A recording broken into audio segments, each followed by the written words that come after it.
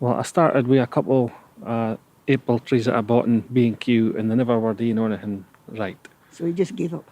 So instead of giving up, no, I tried different apple trees. Mm-hmm. And then I spoke to your pal Dave Right. on your programme. I built this Gairden, and I got, right, why I getting a heap of apple trees in a smart place, getting a variety of apples, and that bloom at different times, and they're cross-pollinating, and I've maximised the chance of getting enough apples to make cider. Ah. So I think it's quite a good plan again. There's an alternative. Apple crumble and cider. That's a good idea. But just to explain, the accordion is something going up in a kind of an organised fashion. There are squinty planted. Aye. They go in the same direction. Aye, they slant about 45 degrees to the sun because it's meant to put more sunlight on the branches, and that's to encourage the fruiting. You've done your homework, haven't you? Aye, a wee bit, yeah. You've been reading it, all right. What kind of hares did you have? Near an awful lot this year. Only 4 or 5 of them have given us fruit.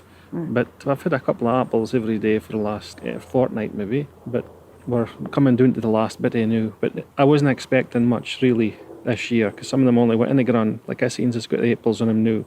Only went in February to the ground. So It's February. it's February, aye. So they're really too young to be fruiting. Some folks say you shouldn't let them fruit really at this age. You should cut them off and let them grow, but I'm only needing them to gain 20 metres, and they're almost 20 metres now. That's a good result. I'm walking up a wee bit up the road again. What kind of varieties have you got then? There's a heap of different varieties. I seen here is a scrumptious, and I ken it's a finding because I had an apple after that in last year. So there's a half dozen of them there and ready for this year. Which Next starting. shortly. Did you say this was Katie?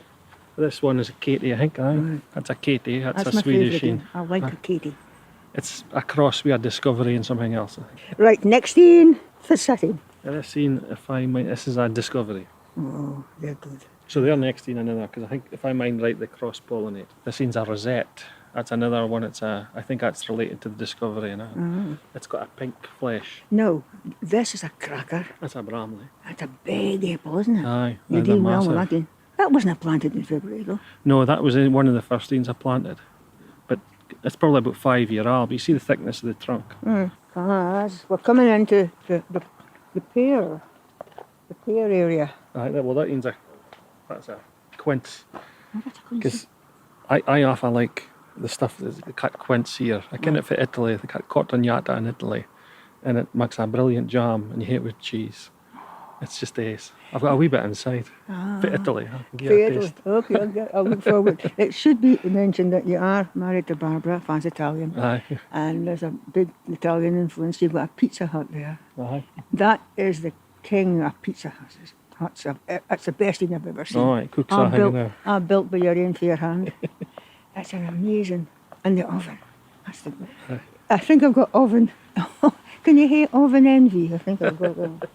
Right, round the corner, here comes the pears. Got pears, aye. This is the first thing's a flower of Monorgan. And I got it for Dave's pal in Glasgow. That one was rescued from Glamis Castle. They were, I think a story on his website said that they were building a car park in Glamis Castle and getting rid of a heap of the old orchard trees. So he rescued them, and this was one of them. Then the next thing is a Doyen de Comus. I've had no fruit off of these two yet. And then the other two's conference. Only the last thing's got fruit just now. For folk, let's say, oh, I couldn't do that. That's too difficult. I'm not going to be. This is the first time you tried it, isn't it? First time I tried it, aye, and it's not difficult. I mean, like the posts. If you get your posts at a good price for local timber merchant, you just have to dig a hole and you buy bags at post mix for about £3-4 a bag in B&Q. What's it called again? Post mix. Post mix. It's like a ready mixed concrete. I've seen a lot of it this last couple of years, yes. Aye, you just pour it in there and then put a watering can on top of it, and the next morning it's solid. I make sure your posts are straight before you walk away. I have learnt my lesson as well. Gash bits of wood to the side and a level. And well, Guinness, for your first harvest, this is really good. Amazing, Charlie. Cheers. It just, your first attempt. I can't believe it. And it looks splendid as well. It looks really professional. So congratulations, and I'll look forward to sampling some of your Italian cheese. Rain's coming on again. Aye.